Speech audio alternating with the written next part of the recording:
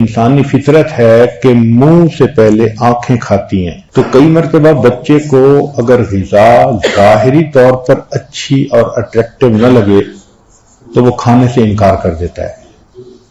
تو غذا جو بھی بنائیں وہ ایسی بنائیں کہ بچہ اٹریکٹ ہو اس کی طرف۔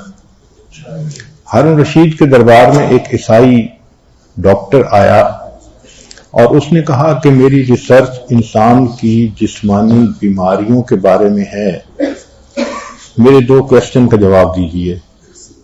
ایک تو یہ کہ انسان کی جسمانی صحت کے بارے میں قرآن نے کوئی اصول بتایا ہے؟ تو ہارون رشید نے علماء کو کہا، ایک عالم کھڑے ہوئے اور انہوں نے کہا جی ہاں بتایا ہے۔ کون سا؟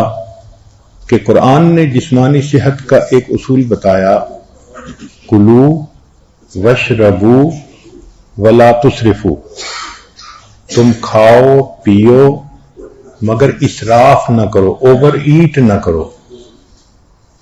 تو وہ بہت حیران ہوا کہ اس سے بہتر اصول تو اچھی صحت کے لیے کوئی بھی نہیں ہو سکتا۔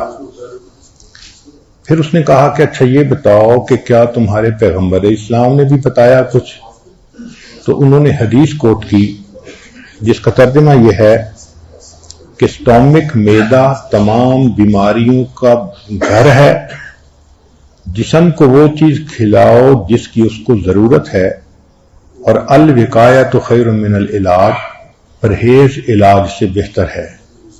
وہ عیسائی طبیب کچھ دیر سوچتا رہا اور کہنے لگا کہ میری پوری زندگی کا تجربہ ایک طرف، ان 2 اصولوں نے طب کے معاملے میں کوئی کمی پیچھے نہیں چھوڑی۔ جو ان اصولوں پہ عمل کر لے گا اس کی جسمانی صحت ہمیشہ اچھی ہوگی۔